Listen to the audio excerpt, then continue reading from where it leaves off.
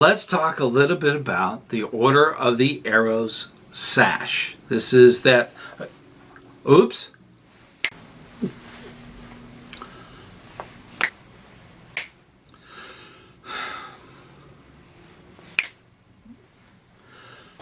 Thank you. Oh my. All kidding aside, this is one of those subjects that a lot of scouts, scout leaders even, have problems with. So let's dive right into it. The sash is one of those things that we're extremely proud of. I'm wearing mine. We'll get into that. I'm wearing it now to prove a point and to talk about OA. I am representing OA values. That's why I'm wearing the sash. And that's true when you're speaking and stuff. But the OA sash right now is a very simple red arrow on a piece of fabric. This is my Ordeal replacement, actually. And this is just a simple sash. It's a white sash with a red arrow on it. That's my replacement OA, because my original OA, which I do have from a youth, never really fit. I was always pretty big. And the difference in size, there's a youth one and an adult one. The adult ones are the only ones they have now, it seems. But it's the same white one. This is my Ordeal sash. This is the one for my Ordeal sash. So the arrow is significant. And that's a big difference in size. As you can see, the two different sizes. This one is probably a foot more than the one in front. Okay, this one up here, yeah, this one. I mean, there's two different sizes. You can also see there's a little bit of age on this. And honestly, I think this is better constructed today than they were back in the day. And we'll get more into a lot of that. But Ordeal members are very proud of their accomplishment, and they should be. And it would be nice to be able to wear it all the time, but it's not appropriate. So we have to send the right message about the sash. Now, the original sash was actually black in color with a white arrow on it. It was made of felt, and felt disintegrates over time. Now, it's over 100 years ago this type of material was being used.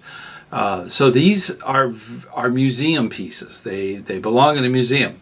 Even if there was somebody alive that was presented with that, they could wear that, but chances are they would preserve it because it has a certain amount of historic value. That's the key behind the black sash. I don't believe they're coming back anytime soon, especially felt. Felt is a very temporary material, and it tends to come apart rather easily unless it's supported or sewn onto something. So that's probably why we won't be seeing those in the future. Now currently, and I say that because there are some new things going around, but currently the white Ordeal sash, it looks like this. It's just the arrow. That's all that's on that particular sash. The Brotherhood, which is the completion of your membership, has two bars on it, and these two bars around the arrow, and it indicates Brotherhood. Now, Brotherhood can have an award also added to it known as the Vigil, and it's a small triangle that goes in the middle. I am a Vigil Honor, so I have this little triangle in the middle of my Brotherhood sash. A lot of people say there's three different sashes. I don't look at it that way. I look at it as this is an honor, Vigil Honor. It says that on the diploma. So it is on my Brotherhood sash. So it's not like I'm greater than or anything like that. So it's just it's an award. That's really what that is. Now recently, we've had a lot of discussions, either in the community or all the different things about the red sash. Well, there's been a red sash in the past. I went to NOAC in 2015, and everyone that attended that received a red sash. That's this. The red sash was presented to every scout that was there for the 100th anniversary for the red sash. And this has been around. I mean, it's beautiful. It's been worn for 8 days because after that you are not permitted to wear it as a normal sash that you would wear to meetings or other places where you need a sash. But the thing is, it's very exclusive. Now there is a new one that's a red sash, but it's a commemorative sash that has a lot to do with the trust fund that they're putting together. The new 1915 commemorative sash that's out there, it's red, and it can be worn at ceremonies. It can be worn at different activities, but it cannot be worn as a regular wear. Like at elections or going to meetings and stuff like that. So there are some restrictions to that. If you'd like more information about the red sash and this and donating money to this cause, worthy cause, this endowment, definitely check the links below in the description of this video. It's in there, and you can go there and even sign up. It is a way of giving money to the endowment and them recognizing you with a nice insignia of a red sash. Formal Order of the Arrow events.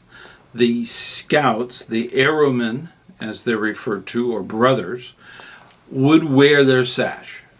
This would be meetings, like chapter meetings, lodge meetings, lodge training, you would wear it.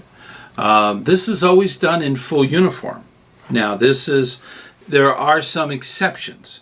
If you're on a weekend and there is a uniform shirt, a t-shirt or something, that is uniform. And you can, because the uniform shirt has been designated as the Class B t-shirt, you can wear the sash over that. So if you're at an OA event, you can do that.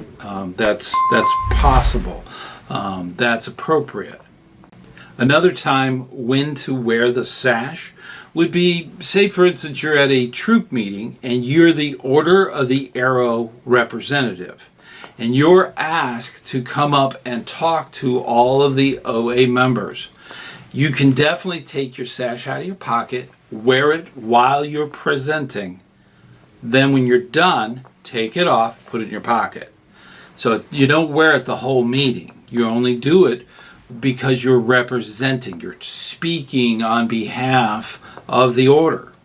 That's the reason you wear the sash. If you are representing, you're giving a presentation or you're talking about something, that's when you would represent the Order of the Arrow. After that, you take it off. It's not needed for the rest of the meeting. Now, if none of this makes sense, you need to see I've been elected, now what? Their video. Okay? So that's the thing. You may not understand how you earn this white sash. It's a thing of effort, and you have to really go through it. So check out that video. Now, wearing the sash at events can vary. It depends if it's an OA event. If it's an OA event and there's a t-shirt like I explained, you could wear it with the t-shirt. But most of the time, if you're going to a ceremony or you're going to be part of the ceremony, wearing the sash over regalia, that's fine. You may wear the sash over your uniform if you're just a person in the audience. So that is at an OA function. Everyone there is wearing the sash. So that's when you do that. The sash is just it's an indicator. It's an indicator of of the OA. It's obvious. You could see it for quite a distance. And it's an indicator for that solemn ceremony, that sash. That's an important thing to remember. The rest of the time, when you're in uniform, and you're an arrowman or a brother, as we refer to all people involved, you wear the flap of your lodge. That says it all. You don't need the sash. Service projects. Oh my gosh. Service projects that the OA does, and they do a lot. You want to wear your sash at that. We often say a dirty sash is a happy sash. So don't wash it. Just go out there and plant shrubs and clean up things, or clean up the riverside, or whatever your service project is. Wear it with pride. And there may not be a uniformed type of shirt. There might be a directive saying to wear a comfortable or a weather appropriate gear, and you can wear the sash on the outside. So that if you're told when to wear it, then you can wear it. Don't just go out there and do it. You want to make sure that they ask. This is so that the general public, they see these guys walking around with these white sashes with a red arrow on it, and people go, "Oh, it's the Order of the Arrow." Oh, okay. So that it gets the public aware of it too. So, and that's great for service projects. We do a lot of service projects, so definitely wear them and ask whoever is leading that program when it's to wear the sash. It is important that you wear your sash correctly. It should always be to the right, onto the right shoulder with the arrowhead. And that's what it's pointing at. It should always be on this side. Often I'll go to round table or something like that when they have the new ordeal members come in. They took it off, didn't think about what shoulder or how it was put on them. And they'll put it on the other shoulder. It's important not to become what I call the uniform police. That's a type of bullying when you start getting upset at people for uniform. And it's very important that you take the scout aside, of course, with keeping YPT, but always talk to them and say, "Hey, thank you for coming to the meeting. It's really awesome. I'm glad you brought your sash. Problem is, it's on the wrong shoulder, so it's pointing the wrong way." Okay, that is something that needs to be handled in a very diplomatic way, so that they can, they're not going to be embarrassed. And there's no point in embarrassing them. They'll never come back to another meeting. They definitely won't ever see them at another OA thing. Purely because they had the sash wrong and you wanted to be a bully? That's just not right. So try to avoid that. Don't become that guy. Don't become that uniform police, self-appointed police. Just tell them politely to wear it appropriately. Now, I have seen them OA sashes over their belt, like it's in their pocket or something.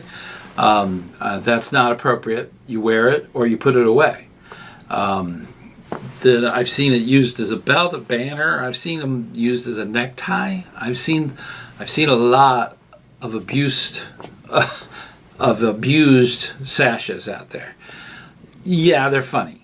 We did it as a joke, but we need to kind of put it as being respectful, especially when we're in public view or at an event. There's some people there that look at the sash as a very meaningful thing, and it is. So I and others want to see it worn appropriately. Misusing the sash.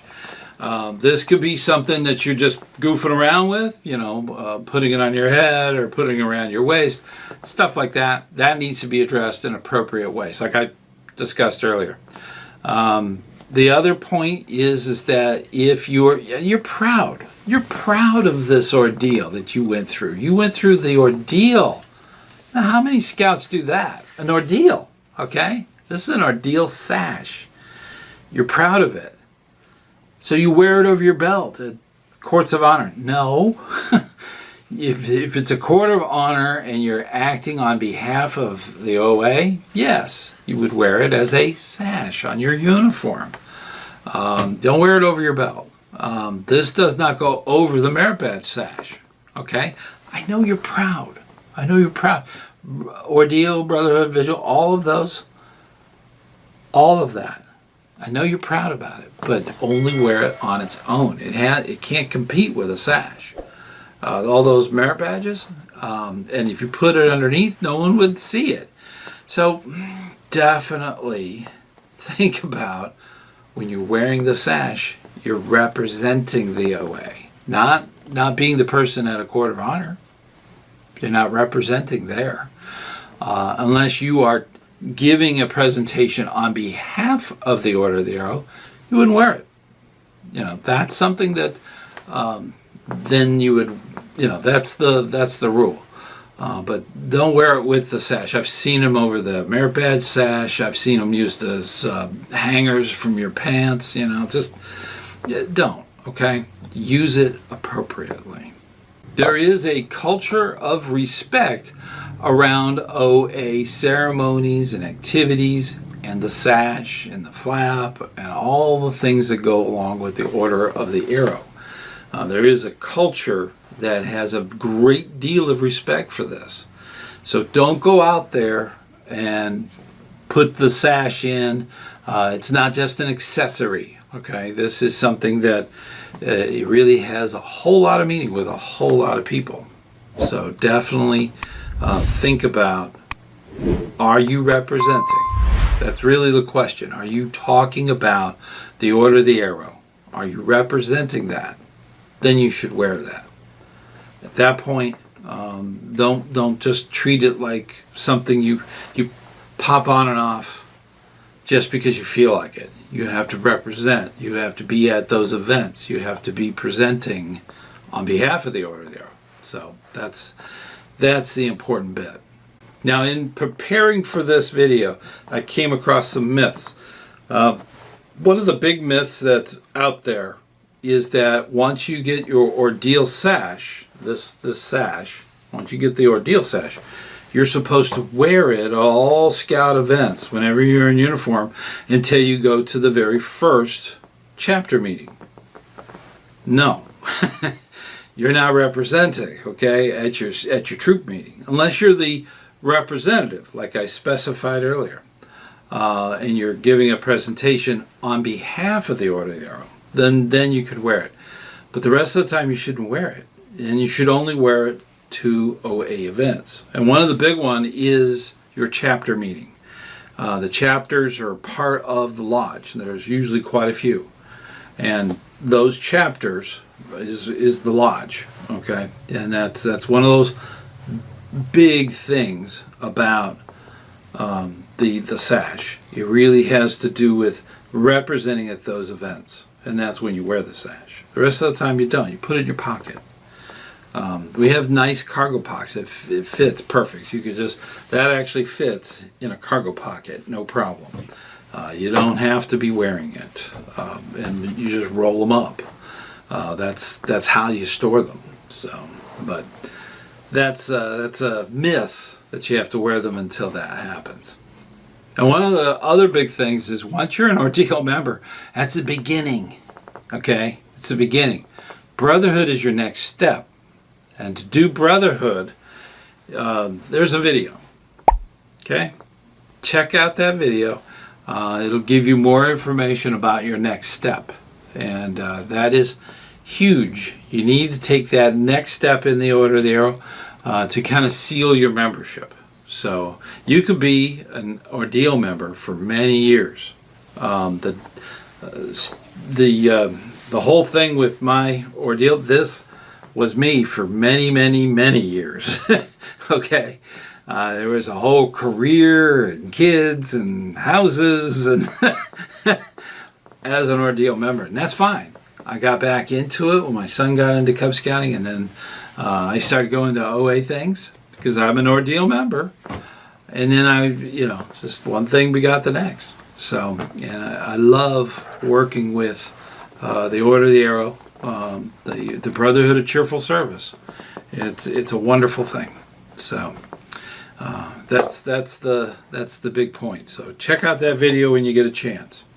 Now, if you would like more information about the Sash, some of the reference materials that I looked at, they're in the links. They're below. So check those out.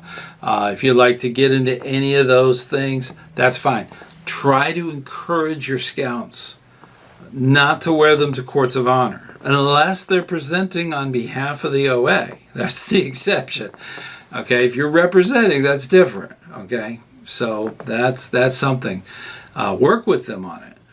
We need to respect the sash and to make sure that it is worn appropriately. It's just the scouting thing to do, to be courteous and obedient in those regards.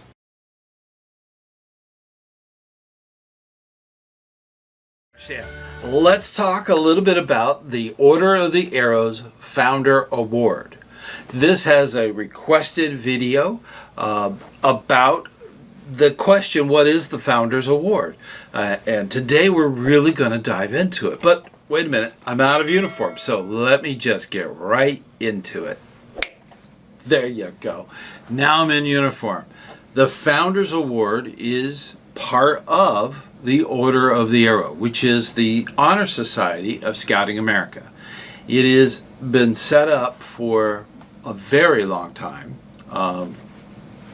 almost from the beginning of scouting. 1915 is the year. Or is it 16? I think it's 1916. Wait a minute. It's up here. Right here. It was right. 1950. Anyways, 1950 is when it started. And the founders of the Order of the Arrow were critical to make sure that it was a brotherhood of cheerful service, which falls right in line with the middle of the Scout Oath to help others at all times.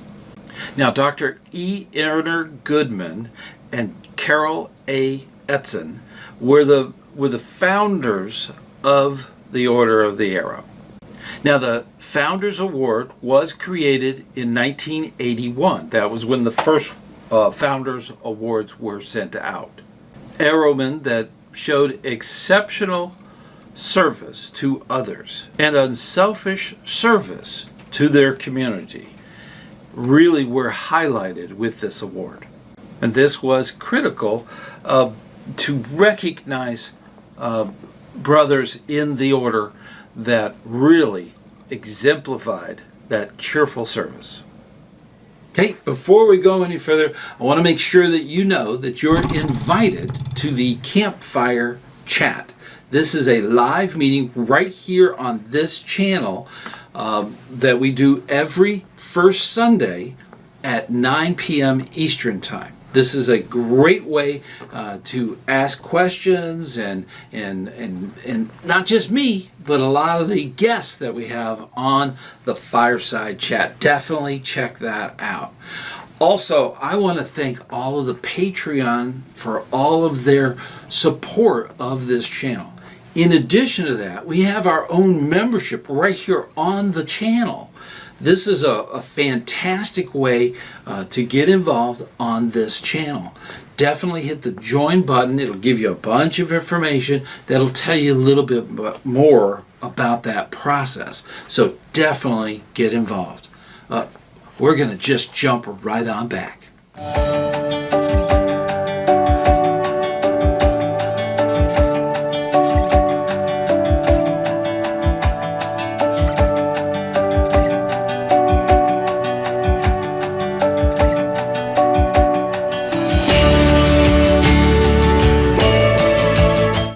The Founders Award is very prestigious and very rare. Most lodges only have an opportunity from 2 to 4 awards a year. That's it. 2 to 4, and half of that has to be youth. The other half can be adult. Youth in the Order of the Arrow is anyone under the age of 21. So everyone over 21, that's the other half. So it's rare to have more than 2. Now the nominees are actually judged in an OA fashion. The youth do their own election for the youth, and the adults do their own election for the adults. So it's a very OA thing to have the youth doing their elections on their own. It's of course 2D leadership and blah blah blah, but that's actually part of that tradition that they have in the Order of the Arrow. That youth do their own elections for the youth. The adults they go through all of the people that they've selected, and it's based on the 3 W's. So it's, are they cheerful?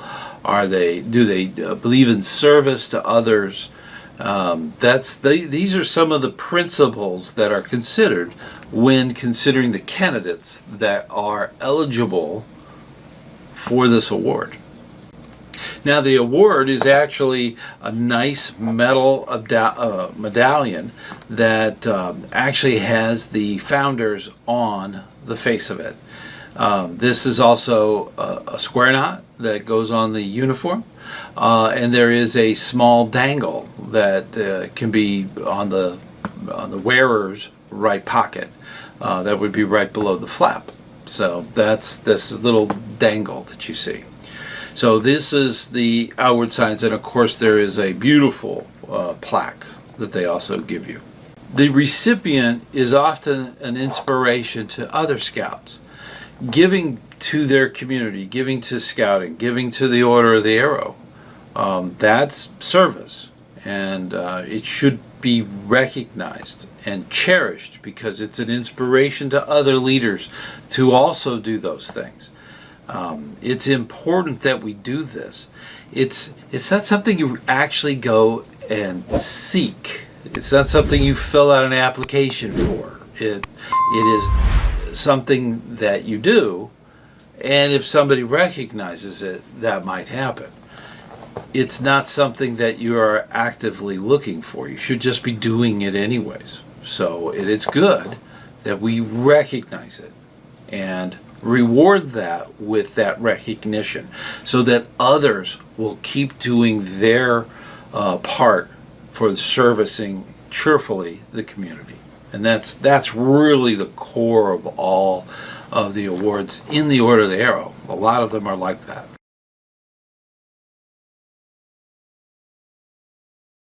ScouterStan. Let's talk a little bit about this induction process of the Order of the Arrow. I know that, wait a minute, I'm out of uniform. So let's do this. There we go. I got to be in uniform, right? Let's talk about this induction. Induction into the Order of the Arrow. If everything gets put together right, it can be very meaningful. The purpose of the Order of the Arrow has so many different meanings, and it's very important that we, as scout leaders, make it a point to really make this available to as many scouts as possible.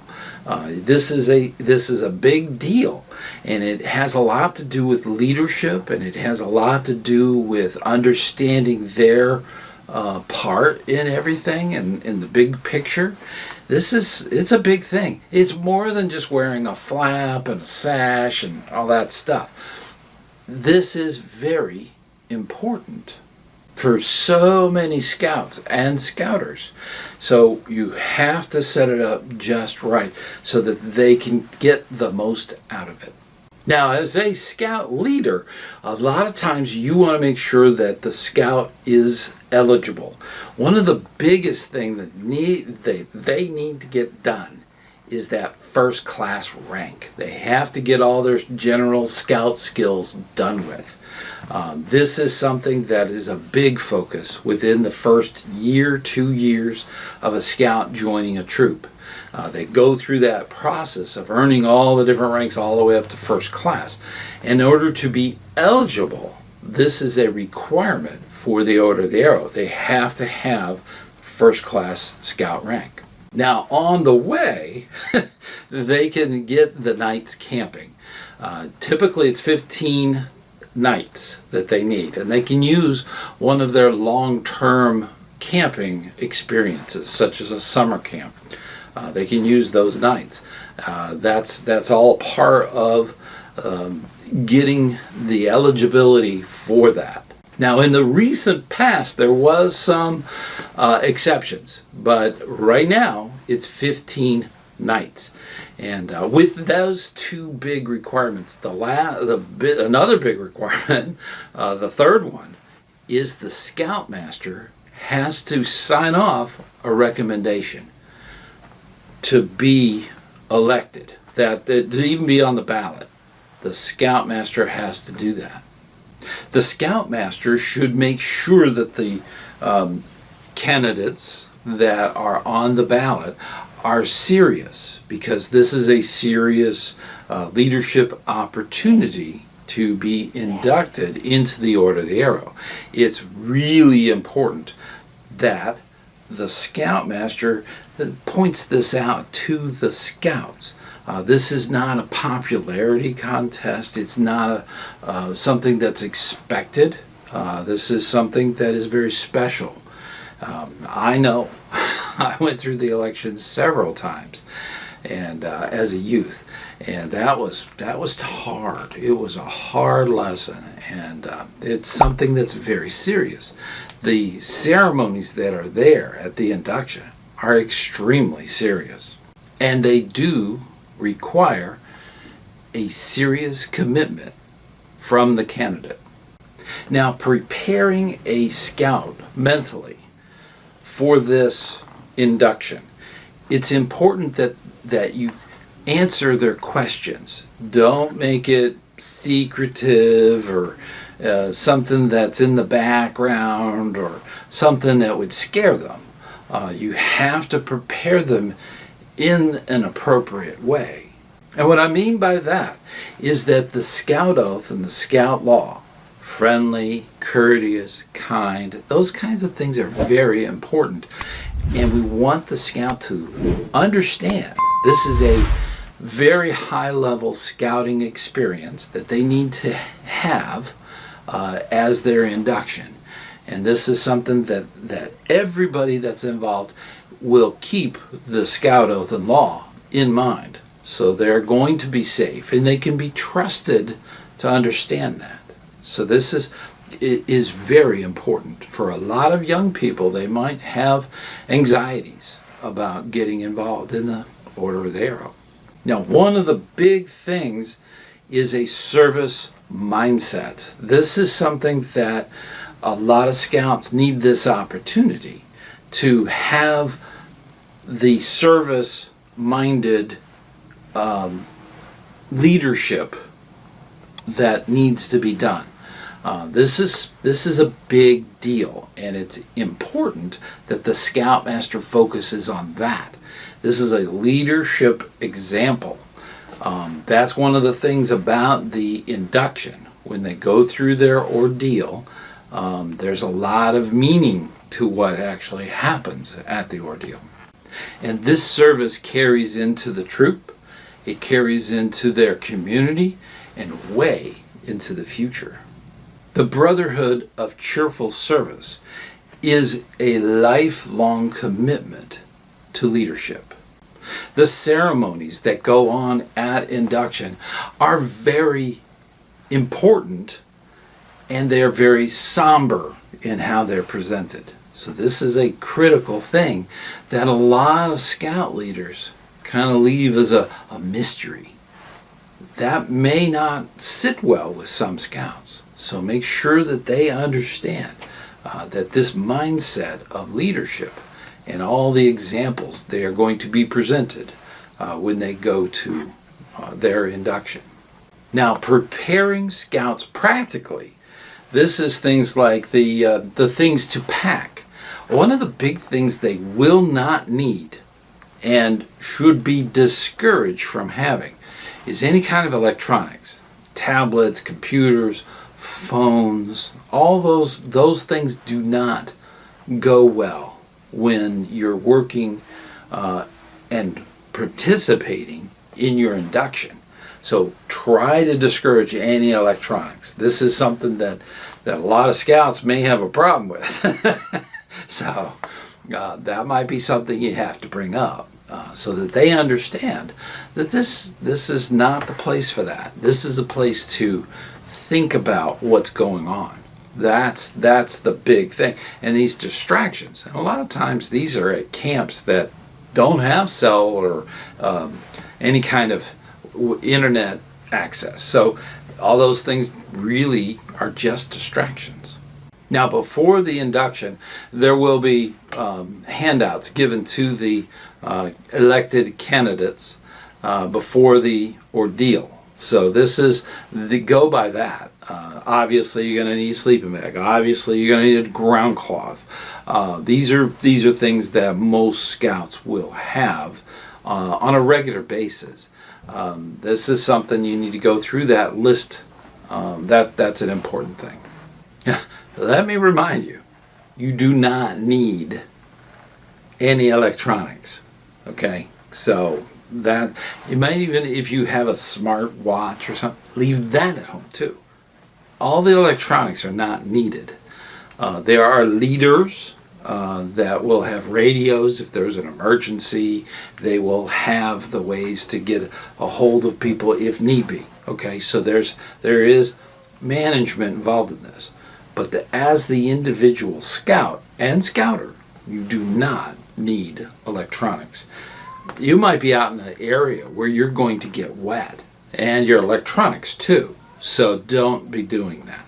Now, it seems a little strange that we're talking about this right at the fall part of the year. A lot of units up north, they do their inductions right during the summer camp. So that's something that happens up north. In the south, they often will do their inductions in the off season with camps. So it really varies where you are.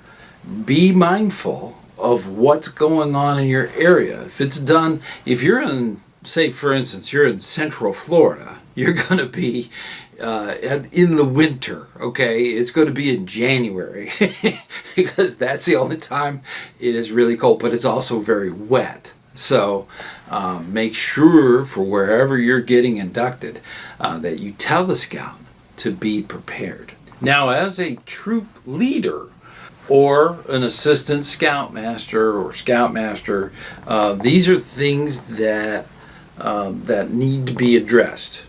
Encouragement is a big deal.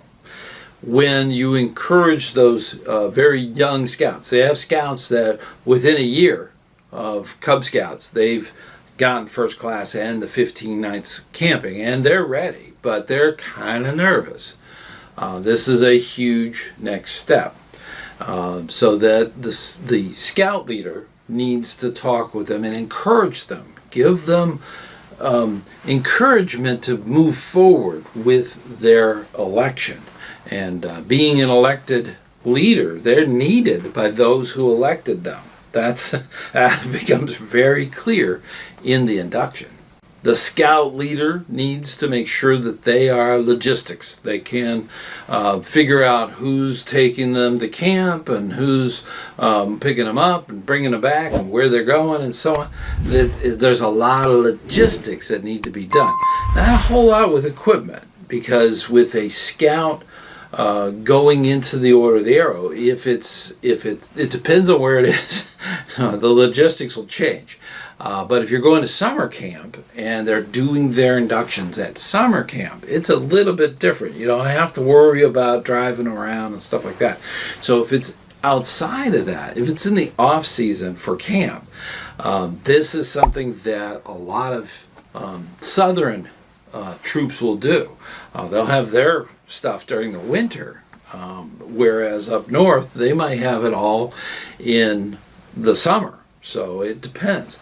Logistics has to be worked out. The next big thing, of course, is talking with the parents. Now, in the past, we tried to be as vague as possible. No. With safeguarding youth, we are under the obligation to keep our youth safe. And full disclosure to parents is encouraged. This is something that in the past it was like, oh, you're breaking things, you're not upholding the traditions of the Order of the Arrow. No, that's not scouting. If you're going to be vague about things, you need to be very clear. If they ask a clear question, you need to answer that correctly with the truth. That is very important with parents. Now the thing is, the reason we want to keep the mystery, we want them not to think too far ahead.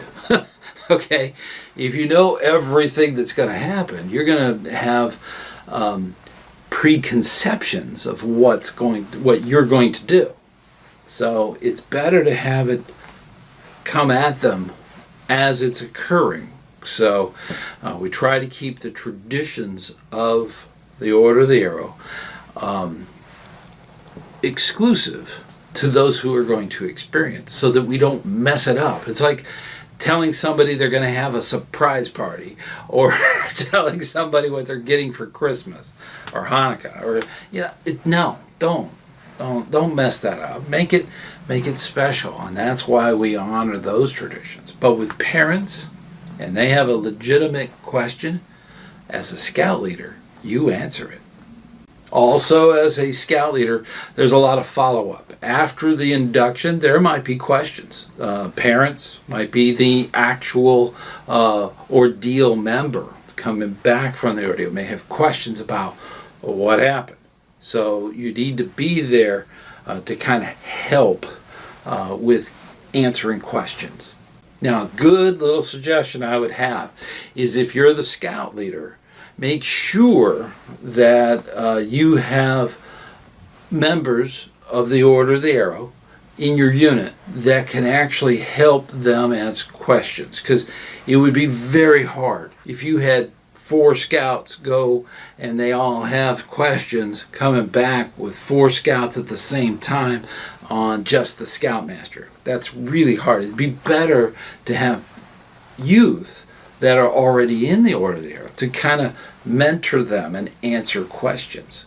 This is a big thing in a lot of units. You don't want that confusion to get out of control. You want to be able to answer their questions, and so they get more out of it, so that they can actually participate more. Now, as a scoutmaster, you have a lot going on. So I would highly recommend to go to the down below, where there is an actual sheet that you can download. Okay, it's a PDF, and from that is a checklist, and this is very important so you don't miss anything. The very first thing, of course, on our list here is to verify the eligibility of the scout. Submit the nominations on time. This varies depending on where you're doing your induction. Encourage your election with your unit, troops, crews, or ships. This is something that a lot of scouts really are looking forward to. Prepare the scouts for expecting things that are going to go on. This is a big thing for a lot of youth. Provide a packing list so that they can be ready for the induction. Remember to talk with parents and work on logistics. Who's driving who and where and when. That's very critical to a successful induction. Encourage reflection on what happened at the ordeal. This is very important for a lot of new ordeal members. Scout leaders need to make sure that they support the Order of the Arrow for your new ordeal members, so that they can go to chapter meetings, so that they can participate in Order of the Arrow events. This is very important for every unit to think about. Now, here are some extra tips. Now, we briefly talked about mentors. You can have mentors for the scouts and scouters that have gone through their induction. This is important with a lot of the scouts and scouters that have been through that same experience. It's important that they help them with any questions that they may have. The ordeal goes rather quickly. Even though it's over a weekend, it flies by. It's so fast. And there might be some questions. So pairing them up with someone who has been there or did their brotherhood, that's very helpful for them. Ceremony respect is critical to helping the scout uphold the reverency of the actual ceremonies. So being reverent is very important when you're talking about these things. Make sure that it's something that both people talking understand all the things that happen. There's a lot of little key points, and it's important that they're reverent to others who may not have had the opportunity to go through the ordeal. This is being reverent to them not knowing those things. It's not a secret, but it is something you don't want to spoil. So being reverent to those ceremonies and reverent to others, that's important. Develop a troop culture. This is something that a lot of successful troops will actually encourage this. This is something that a lot of the older scouts may want to be more involved with. Mainly because none of the new scouts are there. So I've known that that's happened.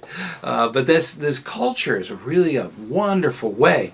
And they mix with other troop members. Okay, that's another thing that happens at these ordeal weekends.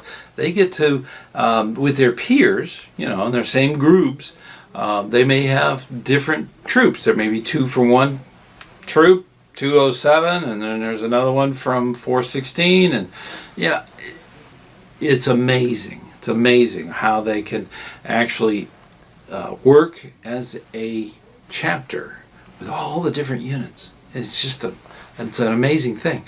And then they come back, and all that leadership skills that they learn, they bring it back to the troop. That's awesome. You want to encourage that environment back in your own troop, in your own cruise ship. That's so important. Now, hopefully you got all that information. This is a big deal with a lot of scouts that are not in the Order of the Arrow. And it's a big deal for us in the Order of the Arrow. So definitely think about all these different aspects, getting them ready, so that when you go to summer camp or you're going through your fall camporee and they're going to do call out and so on, they have a lot of things. They have elections and things that need to be done. So this is something that, as a scout leader, you need to make sure that everything is ready so it can happen. It would be terrible if it just fell apart at the last minute. So we need to make sure that all these things are ready so that when the election happens, it can. And it's a wonderful thing. I myself went through elections several times, so it took a while, but I made it. So it's been wonderful. But that's the thing with inductions, and we do a lot for our scouts, and this is just one of many things. It's being ready, being prepared for induction into the Order of the Arrow. There's a lot of neat videos. There's usually 2 or 3 every season about the Order of the Arrow, so definitely check them out. And I do have one that is right over there. So check that one out. That's about parents, what parents need to know about the Order of the Arrow. Till next time, I'll see you on the trail.